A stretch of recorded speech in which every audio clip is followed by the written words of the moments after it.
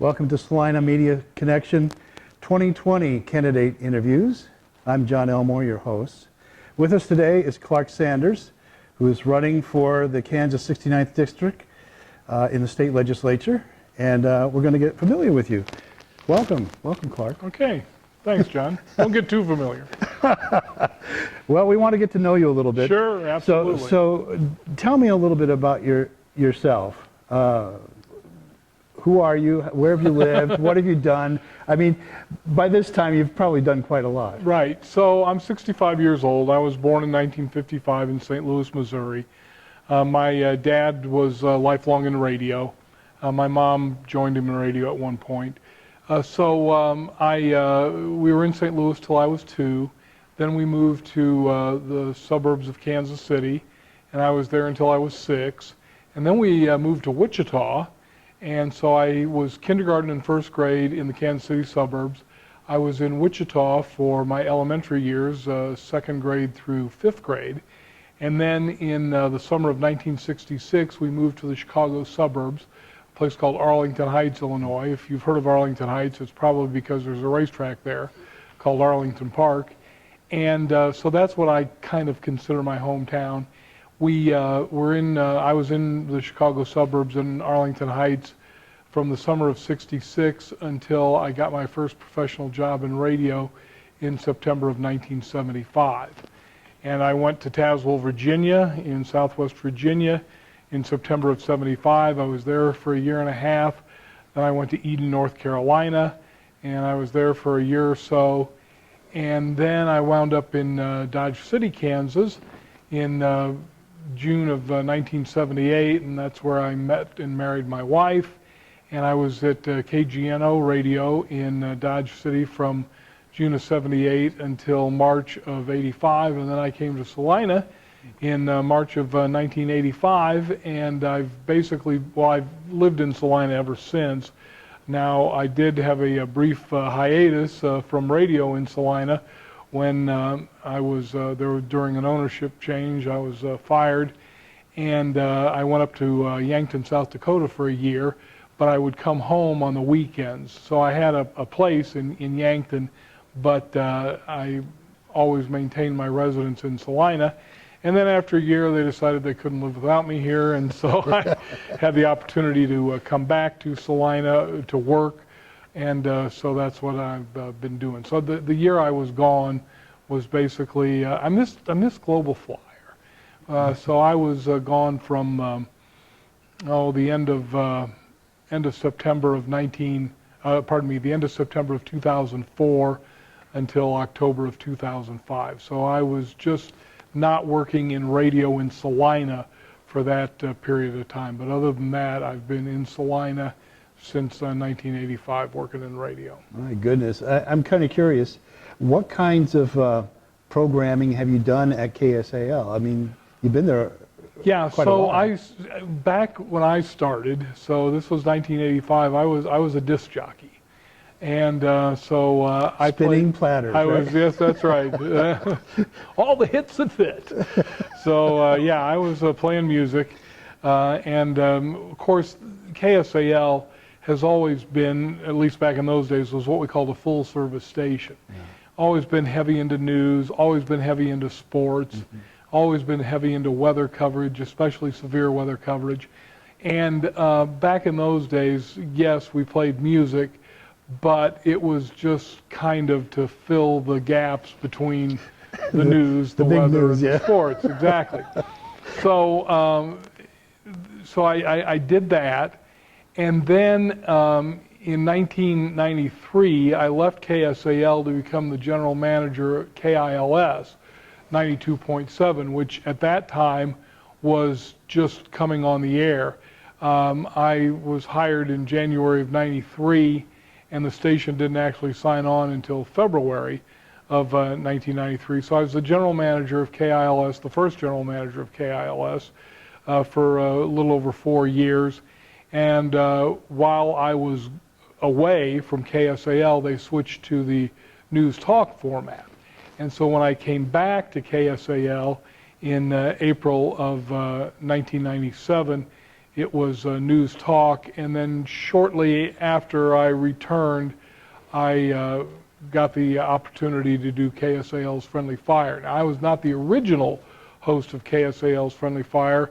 The original two hosts were Rick Mack and Cerise Maddock, but who you have a great fondness for here at the TV station. But I started hosting KSAL's Friendly Fire on a full-time basis. I had done a few fill-ins for Rick, but I started that on a full-time basis in, I think, spring of 1998. And then I hosted that show all the way through, with the exception of the year I was in Yankton, until my semi-retirement from broadcasting in April of this year. And I say semi-retired because I still do some play-by-play sports for the station. Yeah, you don't want to give it up entirely. No, not yet. And things are happening right in front of you when you do that sports coverage. Oh, yeah. That's really yeah, nice. Doing sports is fun. So I do the Sacred Heart Night football and basketball games. Now, hopefully, if everything goes as I'm hoping that it will, but when basketball season rolls around, I'll only be able to do the Friday games, because Tuesday I'm hoping to be in Topeka during basketball season. That's right. But we'll see. If things go your way this fall, yeah. Yes. Well, I wanted to ask you this too. That program that you said you hosted all these years, was that a political type of program? Yes, Friendly Fire. It was basically the best thing that I can compare it to for people who might not be familiar. Hannity and Combs used to have a show, and you know, it was a point-counterpoint show. I was always the Republican voice, and when I first started hosting the show, George Pyle was the co-host, and then we had some other James Talley was co-host for a while, and then Nancy Hodges was, so it was Clarke and Nancy for many years.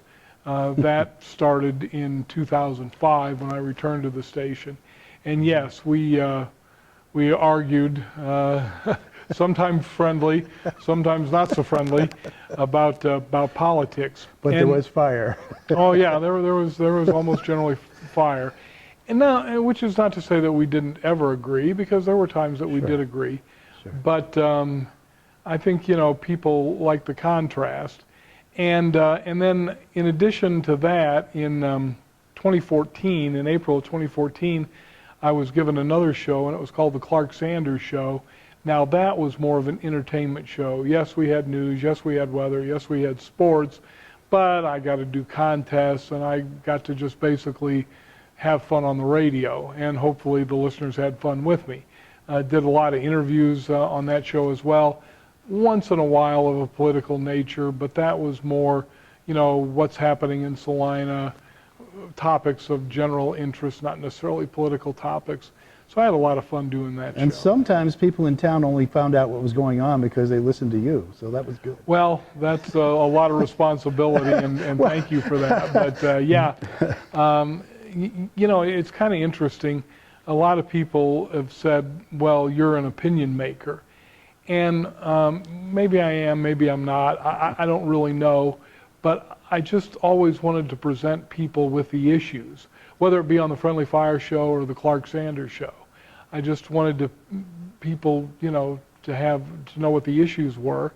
And you know, they're always, you know, it's amazing the things that have come and gone.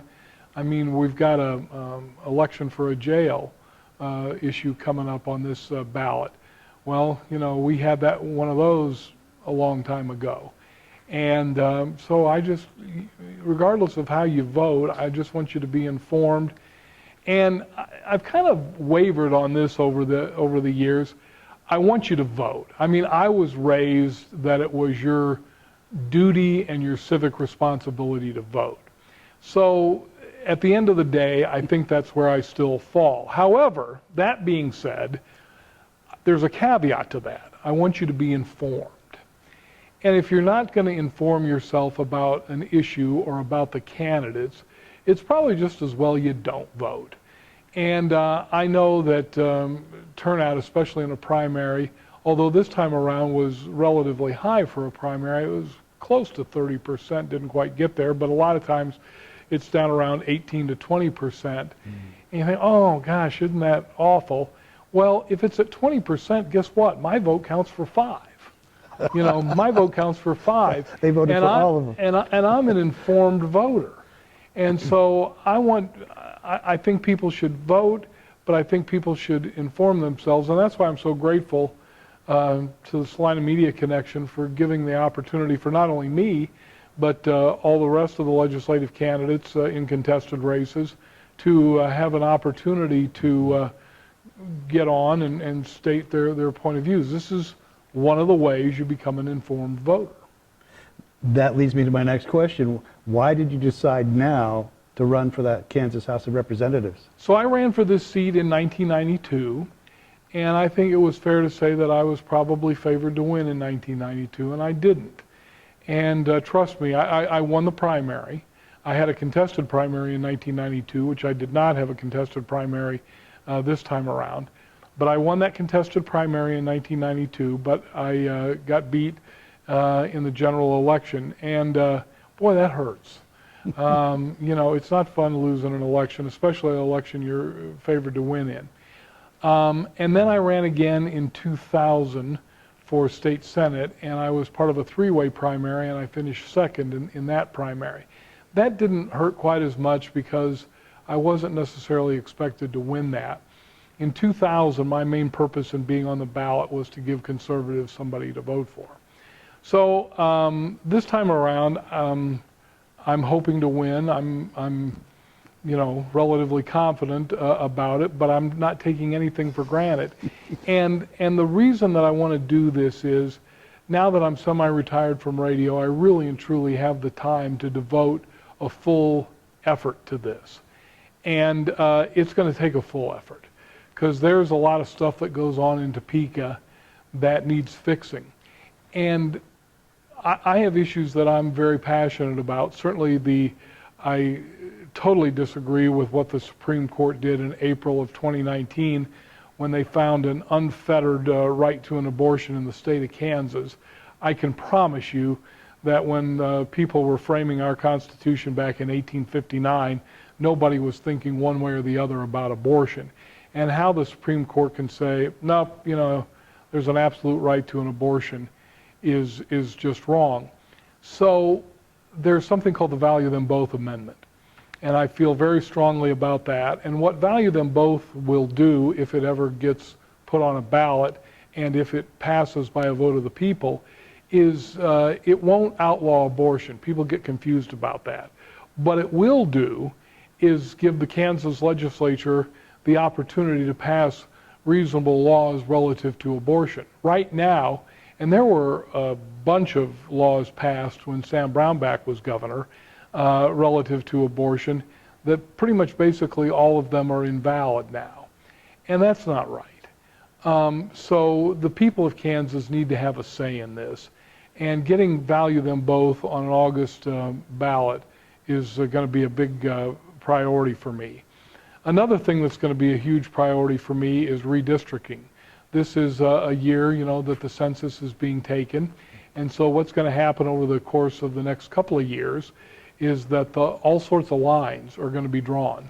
Lines for congressional districts in the state of Kansas, lines for state senate districts, lines for Kansas House of Representatives districts, and I mean, I think it even gets down to the precinct level, like in the city of Salina and other places. So there's going to be all sorts of lines drawn. That needs to be a fair and equitable process, and I want to be a part of that. Now, we failed as a state miserably 10 years ago on this process when there was no agreement and it finally had to be decided by the courts. Mm-hmm. It's the duty of the legislature following a census to redraw the lines. And of course the reason they have to be redrawn is because the population is always shifting. You have to have approximately the same number of people in every area, whether it be for a United States Congress seat or whether it be for a Senate seat or whether it be for a Kansas House of Representatives seat. The population needs to be basically, in as much as possible, the same. And I want to be a part of that process because I've always considered myself to be a person who's interested in fairness. And this is a very, very big deal. People don't necessarily think about it, but it is. And then my third priority, I had the opportunity to go up and sit in on a special session. There was a bill that the legislature passed on May 22nd. Well, they technically passed it on May 23rd. They gavelled into session on May 22nd at 8 a.m. And they finally got it done at 7:55 a.m. on May 23rd. They were literally 5 minutes short of being there 24 hours. Now there's a rule that they can't remain in session past midnight, but guess what? It gets to be 10:30, 11 o'clock at night, and they realize they're not going to get things done, and so they just vote to suspend that rule. Well, that isn't right. I mean, I'm 65 years old. I'm not in college anymore. I don't think I could pull an all-nighter if I wanted to, and I know for certain that I'm not going to be making my best decisions at 3 or 4 a.m. after having been up since 7 a.m. the previous morning, getting ready to go into a session that starts at 8 a.m. So there are definite reforms that need to be made in the way the state of Kansas conducts its business. And I want to be a positive force in that. And I'm just naive enough to think that given time and opportunity, I can bring about some real changes in how we conduct business. And that's good for everybody.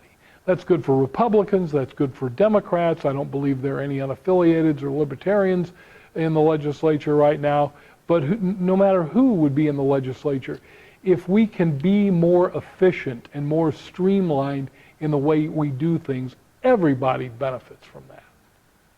I think you're right. I think, the idea is to have a connection with the local people that you represent at the state level, and they're not going to hear from us unless our representative is speaking for us. So that's a good thing. Now, I want to ask you, we have since March, or at least early April, been dealing with the restrictions and then gradually reopening, but still with safety precautions with this COVID-19 situation. How have you been doing your running for office? The campaigning? The campaign Yeah. During this time. I know the answer partly because you came to my house. I did, and I hope to come to most everybody's house within the district. The sad reality is the doors that I'm knocking on are registered Republicans and unaffiliated voters. It's a symptom of the polarization that has taken place in this country relative to politics, that the advice from the gurus is don't take your time to knock on a Democrat door. And I think that's unfortunate, because I think we ought to be able to talk about politics, but we're in a situation these days where things are so polarized that you kind of stick to people who are already with you, and you stick to people who might be with you, because trying to convince somebody on the other side at this point is not going to be something that you're probably going to have a lot of success at. Now, I'm fortunate in the sense that I'm the Republican. 40% of the people in the district are registered as Republicans. 39% are registered as unaffiliated, and 20% only are registered as Democrats. So if I can turn out my Republican voters and keep them home, as we say, voting Republican, and if I can get some of the unaffiliateds, then I'll win this election. My opponent has a much greater challenge. He needs to keep all of his Democrats home, and he needs to turn out a very high percentage of the unaffiliated if he's going to be successful. So I'm not a big Facebook guy. I have a Facebook page. I don't do a heck of a lot with it. I'm not, a big social media guy. I have a Twitter account. I don't think I could send a tweet if if my life depended on it at this point. And if I get elected, I'll certainly need to become more savvy in those areas. But I'm just doing the good old-fashioned, going, knocking doors, trying to talk to people, doing stuff like this, to get my message message out to people, and of course I'm trying to raise some money too, so that, and then you know, you'll hear me on the radio. It'll be different for me. For years and years, I mean literally for 45 years, I spoke on the radio for free, and now I'll have to be paying for commercials, but that's okay. And so, but you know, you got to raise money in order to be able to do things. And you're like here that. today. This is part of your campaign too. Absolutely, it's part of it. We're glad to offer this opportunity to you. And I'm glad to accept. Let me ask you this question. What is your position on Medicaid expansion in Kansas? You know, I think I fall on the side of it's too expensive at this point. We'd have to see exactly what we're talking about, but I think right now that I'm not in favor of it. Not that I couldn't be convinced otherwise, but it's awfully expensive. I'm not aware of what areas need to be expanded myself. That people say Sure. could or should help people. Well, you know, I went on Medicare when I turned 65.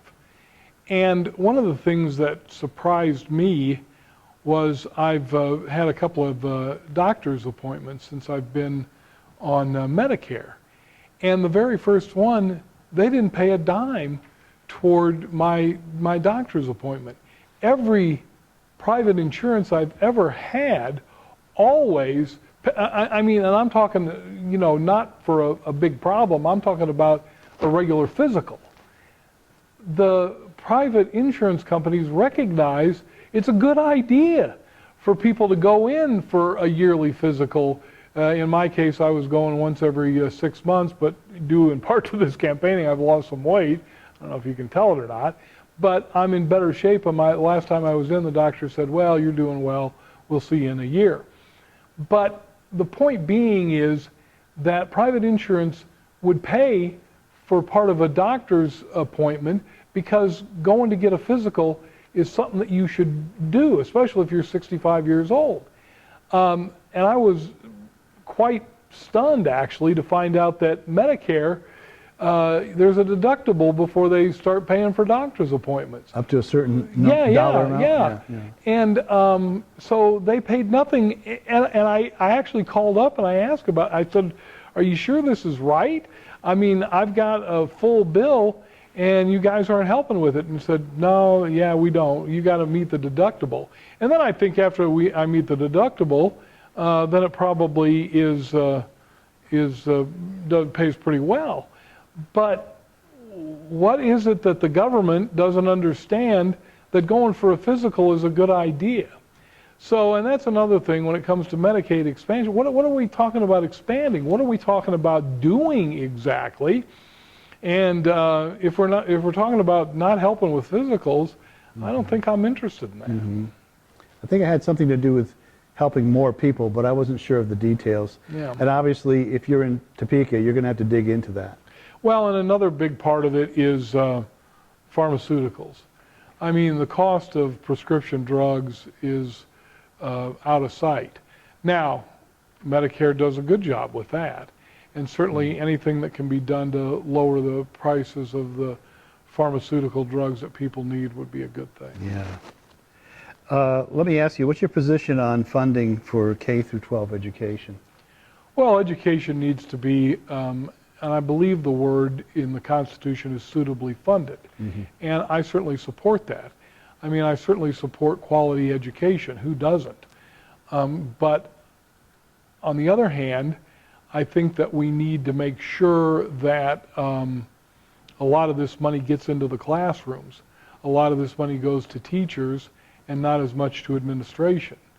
I think that there are a lot of inefficiencies in our schools that can be corrected. And I mean, take Salina South High School, for example. Now, a lot of that funding came from a bond issue, but we, the people of Salina, have built a palace there. It's an absolute palace. And I went and toured it. And I said to the principal afterwards, so what are going to be your metrics for judging how much this has improved education in the city of Salina now that we've built this grand school? I said, standardized testing, and he was telling me he's not a big fan of standardized testing. Graduation rates, how people are doing 5 years down the road. There's got to be some way, if we're going to invest all this money in schools, and that's fine, but we've got to do it intelligently. We've got to do things that are going to affect the classroom and not necessarily the overall physical plant. Are there specific areas that you'd like to see discussed or dealt with differently? Well, yes, and as I alluded to earlier in the interview, we have got to clean up how we conduct our business. For example, as it stands right now, per my understanding of it, and per what I actually witnessed when I went to the special session on June 3rd, was people, representatives, can get up and talk ad nauseum. Why? I mean, I think there ought to be a set time on debate.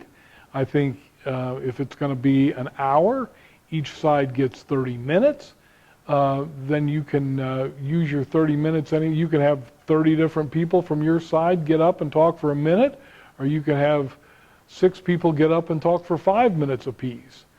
Why can't, it was funny because people, legislators were getting up, the Democrats were offering a bunch of amendments to this compromise bill that the governor vetoed a bill on May 22nd.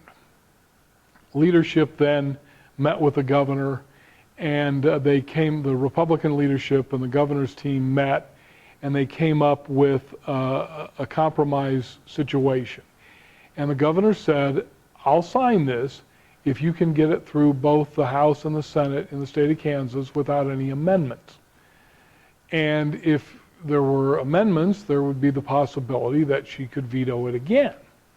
So we had a situation then where the leadership and the governor, Republican leadership, Democrat governor, had negotiated a bill, had to get through without amendments. The Democrats offered 14 amendments.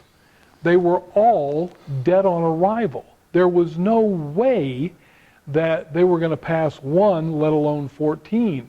About half of them weren't even germane to the issue. So, but yet this all had to be debated out on the floor of the Kansas House, and there were a few people who got up multiple times speaking to different amendments. No, you should get one bite at the apple, say what you have to say. You know, the 3 B's of public speaking: be prepared, be brief, be seated. And so and the fact of the matter is, they all knew it. The Democrats all knew that none of these amendments had any chance of seeing the light of day. But we had to go for several hours, go through this charade.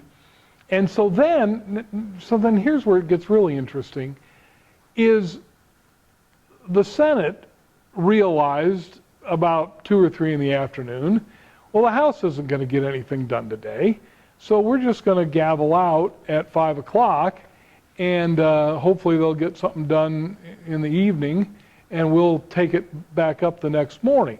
And that's exactly what happened. The House finally passed it, and passed it by a wide margin. I mean, 100 and some odd to like 12.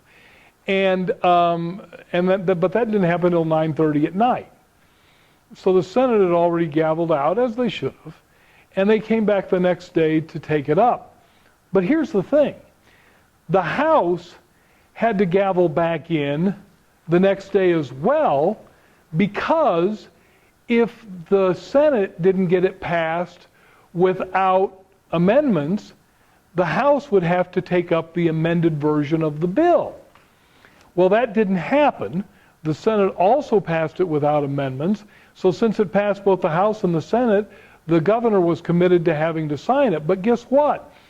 members of the House had to sit around Topeka all day waiting on the Senate to act at a cost to Kansas taxpayers of $22,500 with literally nothing to do. Now, people will say, well, $22,500 in a multi-million-dollar budget, that's a drop in the bucket. That's no big deal. Well, where I come from, $22,500 just flushed down the toilet is a big deal. And this is one of the big reasons that we need to reform things. We've got to get this legislative process to be conducted in a timely manner. Now, you're one voice. Yes. But you know, here's the hoping that if you are there to speak up, that something could change. Well, so here's what I'd like to do if I get elected. You get to serve on 3 committees. And there are, you know, what I call the sexy committees, like appropriations and taxation. State and federal affairs is another one of those. There are a lot of, the education committee, there are a lot of committees that are high profile committees that a lot of people, both who are experienced legislators and newbies, like I hope to be, want to serve on. One of the not sexy committees is the Rules Committee. Nobody wants to much serve on that. So I think I have probably a really good shot, since I'll be, you know, volunteering for that, of being on the Rules Committee. And then my plan would be to sit there the first session that I'm up in Topeka and just pretty much observe, see what goes on. You can't really talk about bringing about change until you have a complete understanding of the way it is now. So I would see myself, this is my vision, of seeing myself going up there and spending the first session pretty much learning about what the rules are. Then once I'm completely familiar with that, then the second session I would be up there, because you know you're elected for a 2-year term, is to try to suggest and propose actual changes that could, you know, really make a difference in streamlining the process, and we can get things done much more efficiently. So that's my game plan. Wow. You've been telling me a lot about things that need attention in Topeka. What about here at home? What are some of the things that we should be paying attention to that you'd like to speak out about? Well, let me give you an example. So I had a conversation here a while back with somebody who wasn't pleased with what the local school board had done relative to the decision about, number one, when to open schools. You know, of course, the governor tried to move it to the day after Labor Day. And it's kind of a funny thing, as a bit of an aside. I said many times on the radio that opening schools the day after Labor Day was the way and God intended it to be, but not in this sort of a circumstance, not due to COVID. You know, we were supposed to open public school in Salina, I think it was on August 11th. And if the governor had had her way, it would have been the day after Labor Day. But the Kansas Board of Education stepped in and said no. They said it'll be a decision of local school boards all over the state of Kansas of when to open their schools. Well, so our local school board made the decision of August 31st to open schools, and then they, you know, had this hybrid situation where there were going to be some days in person and some days virtual. Well, I spoke to 2 or 3 people who weren't happy with this, and they wanted it to go back to the state level. No, that's not what we want. What we need is the state to get out of the way and let the government that is closest to the people in their individual communities decide things. Now, if you're not happy with what the school board did, then next time around, vote in different people who you think you might be happy with. The governor wanted a statewide mask mandate, because of the COVID situation. And the legislature, in my opinion, properly shut her down on that, and she couldn't do that. But we had a situation where the city commission passed a face mask mandate. I don't think it's been particularly effective. If you look at the numbers pre the mask and post the mask, you'll find out that the numbers have skyrocketed since we've started putting masks on. Now, that doesn't necessarily mean there's a correlation between those two things, but it doesn't necessarily mean that there isn't. But the point is, and I went to the city commission a couple of times to speak out against mandatory mask wearing. If a business wants to say, in order to come in here and do business, you have to wear a mask, fine. That's great. That should be the business's decision. But I don't think that it was proper for the city commission. But I do think that it was proper for the city commission to make that decision. There should not have been an across-the-board mask mandate. And now, if you follow national politics, you hear Joe Biden talk about he wants to have a national mask mandate. That, to me, is just insane. Okay, well, in a non-COVID time, that we wouldn't even be talking about this. No, absolutely not. not. But, things have changed quite a bit right now. What haven't we talked about that you think needs to be discussed? Well, I want to go back to something I was saying about voting. Mm-hmm. And this has been a long-time concern of mine. If you don't vote, you don't participate in the very basic level of our government. Mm-hmm. If you don't vote, you'll never run for a precinct committee man or committee woman position, whether it be Democrat or Republican. You would never ever dream of becoming a candidate if you don't vote. There are far too many people who don't vote. If they're not going to be involved at the most basic level of our government, then they're never going to become a leader in our government. And I know that people get disgusted with the way things are. And my vote doesn't matter. Well, we had a city commission race here not that long ago that was tied, I think. And at one point they flipped the coin, and then there was a demand for a recount, and then it was like a 3-vote difference. Was a city commission race that was tied. And so if you don't think your vote matters, it matters. It matters. And you really need to inform yourself, and you really need to get out and vote, because I know we're missing out on a lot of people who could be good and effective leaders because they've given up on the system. And it's not difficult to see why. And so hopefully I can get elected and bring about some real change. And I'm very saddened about the polarization that we've come to. I've heard a really interesting story the other day. I was actually visiting my daughter and her family up in Beloit, and it was at the Presbyterian church there in Beloit. I'm a Presbyterian. And Deb Hadachek is the pastor there. And she was telling about how Anthony Scalia and Ruth Bader Ginsburg were very good friends. Now, politically, they didn't agree on anything. They didn't agree on anything. But yet they spent New Year's Eve together.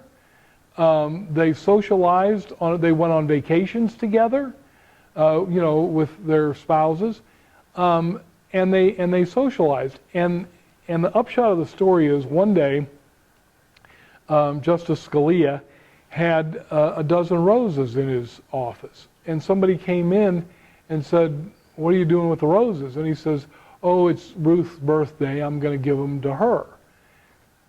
Ginsburg, you don't agree with her on anything. She never votes with you on anything. And he says, "Well, some things transcend votes." some things transcend votes. And so we ought to have the decency to be able to communicate passionately but politely with people who see things differently than we do. We sure need that in this election time. Yes. For the whole community, for the good of all of us, because whoever ends up in the office represents all of us, That's right. no matter our views and positions. Well, I want to thank you, Clarke. Thanks for joining us for John, this. thank you. This has been the Salina Media Connection 2020 candidate interview with Clarke Sanders, running for the 69th District Yes, sir. of the Kansas House of Representatives. Basically the west half of Salina. Well, thank you very much, Clarke. Thanks.